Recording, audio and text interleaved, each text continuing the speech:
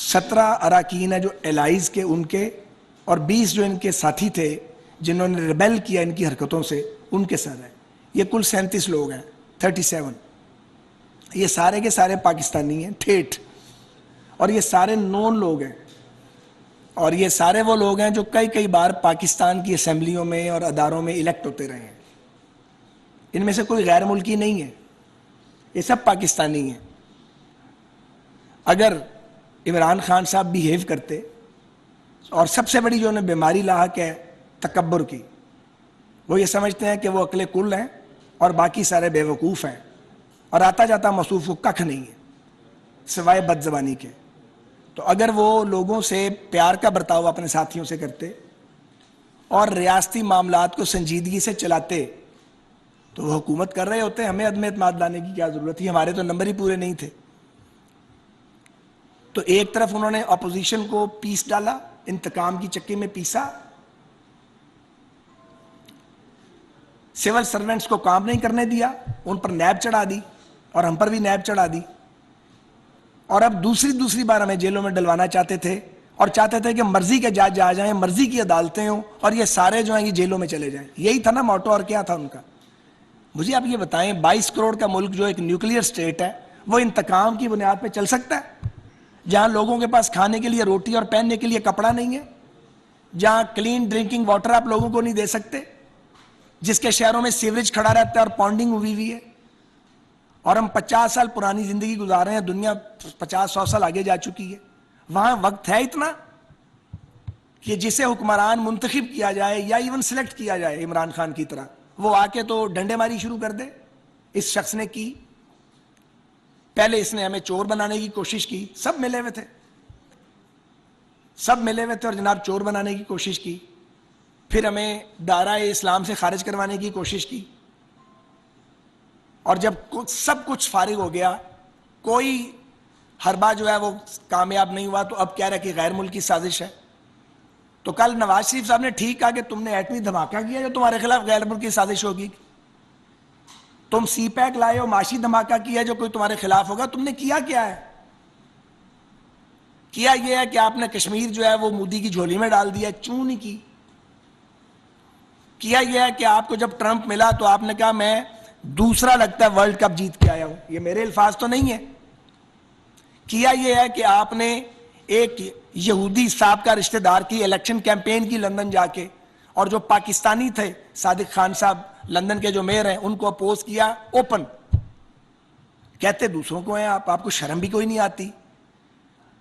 تو یہ ہے ان کا کچا چٹھا۔ سو یہ اب بھنگڑے ڈالیں، یہ لڈیاں ڈالیں، یہ ڈانس کریں، یہ جو مرضی کریں، ان کے مقدر میں یہی کچھ ہے۔ ہم نے کام کرنا ہے، مگر یہ نہیں ہو سکتا کہ یہ بولے گا تو اس کو جواب نہیں ملے گا۔ جواب اس کو ملے گا، کیونکہ ظاہر ہے ہماری الیکٹریٹ، ہمارا ووٹر اور ہمارا سپورٹر کہتا ہے جی آپ جواب کیوں نہیں دیتے؟ تو ہم بد زبانی تو نہیں کر سکتے عمران خان اور اس کے مافیا کی طرح، پر جواب دینا تو بہرحال ہمیں آتا ہے، اللہ کے فضل سے وہ ہم دیں گے۔ تو میں کہنا یہ چاہ رہا ہوں کہ جس مراسلے کا یہ ذکر کرتے ہیں وہ مراسلہ لے جائیں نا کسی عدالت کے اندر، اور کہیں کہ جی یہ غدار ہیں سارے، ان پہ مقدمہ درج کرو۔ آپ کاغذ لہراتے رہیں اور آپ سمجھیں کہ آپ کا چورن بکے گا، تو اس طرح نہیں بکتا چورن۔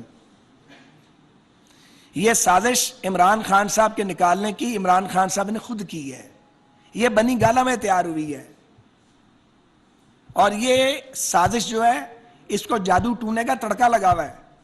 جو پنجاب میں ہوتا رہا ہے بزدار کی موجودگی میں، اور جو نام آج کل آ رہا ہے، میں اس نام کو ریپیٹ نہیں کرتا، میں خواتین کے نام نہیں لیا کرتا۔ بچے کو پتا ہے یہاں پہ ڈپٹی کمشنر اور جب ڈی پی او لگتے تھے تو کیا جاتا تھا، یہاں افسران کی تقرری کس طرح ہوتی تھی اور کون پیسے دیتا تھا۔ ابھی تو 2 باتیں سامنے آئی ہیں، ایک توشہ خانہ، توشہ خانہ جو ہے وہ آپ گھر سے لے کے آتے ہیں۔ توشہ خانے میں اگر آپ سستی چیز لیتے ہیں، کسی سربراہ مملکت نے دی ہے، آپ نے خرید لی ہے، مروجہ قوانین کے مطابق قیمت جو بھی دی ہے آپ نے، اپنے گھر میں رکھو نا، کہ نیلامی کے لیے مارکیٹ میں لے جاؤ گے، تاکہ ان کو واپس جنہوں نے تحفے دیے ہیں، جب ان کو پتا چلے گا ہمارے تحفے مارکیٹ میں بک رہے ہیں تو ملک کے پلے کچھ رہے گا باقی۔ ان کی بیچی ہوئی گھڑیاں انہی کے پاس چلی گئیں جنہوں نے ان کو تحفے میں دی تھی۔ پاکستان کی انہوں نے ناک کٹوا دی، شرم بھی نہیں آتی اس آدمی کو، پھر کہتا جی میں نے تو سڑک بنائی ہے۔ اور یہ جو بنی گالا اور وزیر اعظم ہاؤس کا پھیرا تھا جو 98 کروڑ میں پڑا ہے، جواب دینا اس کا۔ بنی گالا سے اگر آپ اپنے انٹرو لاج میں جاتے پرائم منسٹر کے تو 15 منٹ بھی نہیں لگتے پی ایم ہاؤس جانے میں۔ ویسے آپ کہتے تھے کہ میں یونیورسٹی بنا دوں گا، گورنر ہاؤسوں کی دیواریں گرا دوں گا، میں تو پرائم منسٹر ہاؤس میں رہوں گا ہی نہیں جی، میں تو 2 ملازم رکھوں گا۔ سارے ویسے ہی تھے۔ 1 ارب روپیہ تم نے گھر سے بنی گالا سے وزیر اعظم ہاؤس جانے پہ خرچ کر دیا ہے، اس سے بڑی اور نوابی کیا ہوگی مجھے بتائیے؟ ابھی پی ایم ہاؤس اور پی ایم سیکریٹریٹ کا خرچہ سامنے نہیں آیا، وہ الگ ہے۔ تو بات یہ ہے بھائی کہ ہم کسی کی گرفتاری کے حق میں نہیں ہیں، ہم خود جیلوں میں زندگی میں گئے ہیں بہت بار۔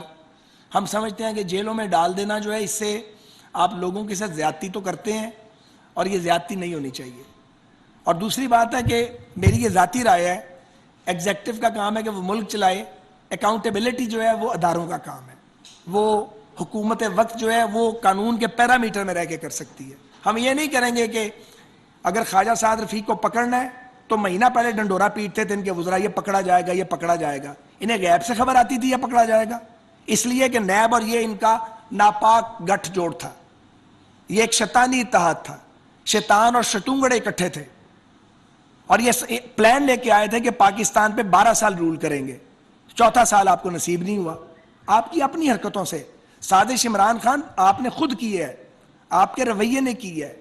جو لوگ جنہوں نے ریبیل کیا ہے، جن ایم این ایز نے، وہ کہتے ہیں یہ آدمی کو آدمی نہیں سمجھتے تھے، سیدھے منہ بات نہیں کرتے تھے، ہاتھ میں لانا پسند نہیں کرتے تھے، بات کسی سے کرتے نہیں تھے۔ الائز سے پوچھا تو انہوں نے کہا جی کچھ نہ پوچھیں جو ہمارے ساتھ ہوئی ہے، لوگ تو آپ سے تنگ تھے۔ تو جب رسے کھلے اور جب لوگ نیوٹرل ہو گئے تو پھر نیوٹریلٹی آ گئی، تو اس کے بعد آپ کے پلے رائی کچھ نہیں باقی، کیونکہ یہ شخص ہے جو امپائر کے ساتھ مل کے کھیلتا ہے۔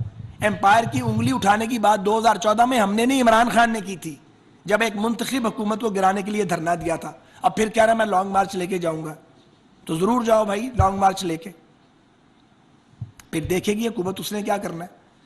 تو یہ چند باتیں میں نے آپ کے آگے رکھی ہیں۔ یہ سیاسی بات اس لیے کرنی پڑی ہے کہ یہ کل رات ہمارے شہر میں آگے پتہ نہیں کیا فضولیات بولتے رہے ہیں جن کا کوئی سر پاؤں نہیں تھا، آزادی چاہیے، آزادی چاہیے۔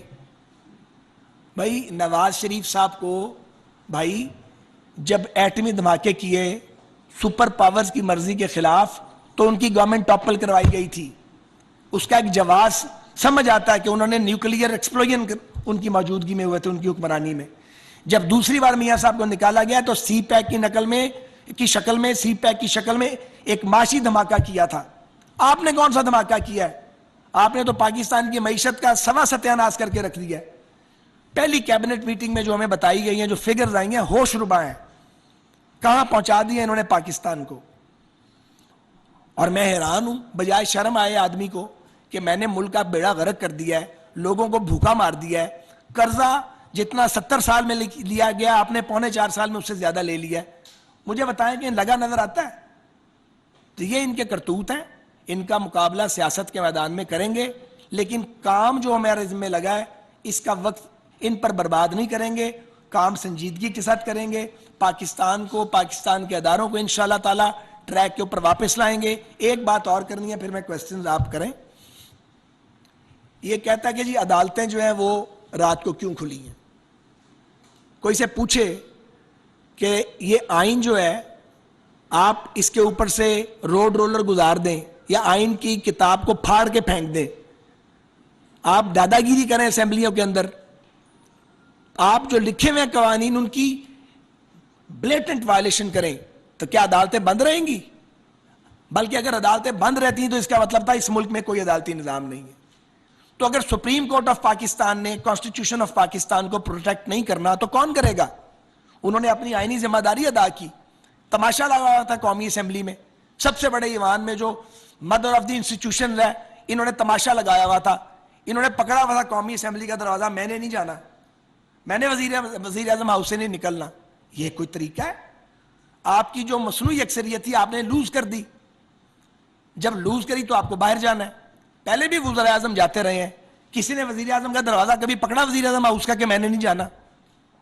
نواز شریف صاحب بھی گئے ہیں، گیلانی صاحب بھی گئے تھے، 5 منٹ لگاتے ہیں لوگ جاتے ہوئے۔ یہ چونکہ ان کی کوئی وقار ہی نہیں ہے، ان کی کوئی سیلف ریسپیکٹ ہی نہیں ہے، اس لیے انہوں نے یہ تماشا کھڑا کیا. اور اگر عدالتیں نہ کھلتی تو پاکستان میں بحران نہ آ جاتا آئین. اگر عدالت نہ آتی بیچ میں تو کون آتا بیچ میں؟ ذرا سوچیں.